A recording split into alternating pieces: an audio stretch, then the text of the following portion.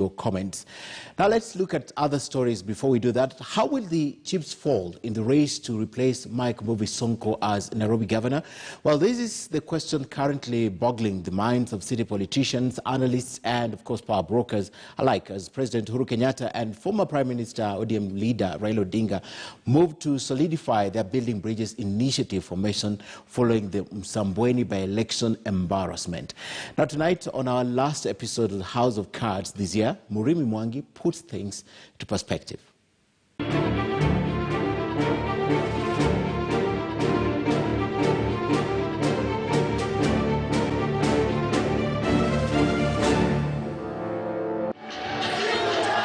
The shocker that was the Msambweni mini poll that continues to puzzle the country's political landscape, as the reality of former Prime Minister Raila Odinga-led ODM party's loss of the seat to a Deputy President William Ruto allied candidate continues to sink. The campaigns degenerated into abuses and counter-abuses.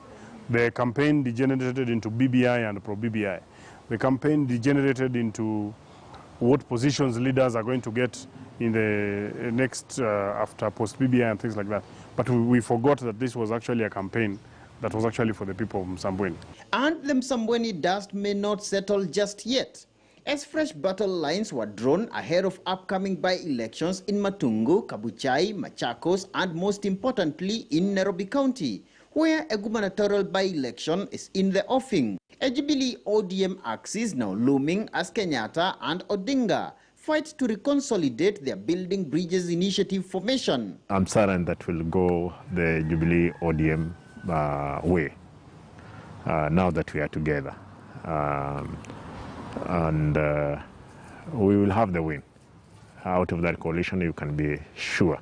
The candidates who will come forth, they will win. And by having Ruto as our front person in Msambweni, people saw a change. Once again, those who were standing by Ruto and campaigning with him, we ourselves, we talked about bringing in a change. And this is what tilted now the way politics was being done in the Coast region, where ODM was the dominant party. Asante. Yet a fresh puzzle confronts Kenyatta and Odinga on the city mini poll, while ODM is keen on fronting a Jubilee candidate for the governorship.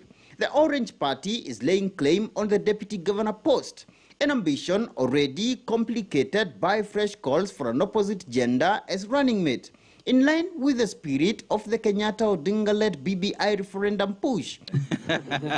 Analysts argue a Jubilee ODM coalition in the city could eventually be a signal of a likely Mount Kenya lakeside coalition in the 2022 race to State House. Among the names fronted as likely Jubilee gubernatorial candidates is BBI Joint Chair Dennis Waweru, 2013 gubernatorial aspirant Jim Nambaru, and former presidential candidate Peter Kenneth. The Kenyatta allied Jubilee wing already under pressure to rejuvenate the party after withdrawing from several by-elections to back handshake partner ODM, as happened in Msambweni. I hope this is going to provide a wake-up call for the Jubilee Party in particular, and the BBI family in general, so that we can retrace the areas where we may not be performing very well.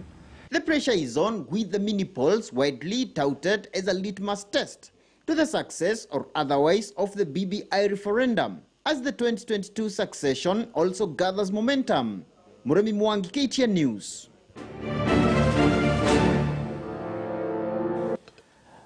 Of course, House of Cards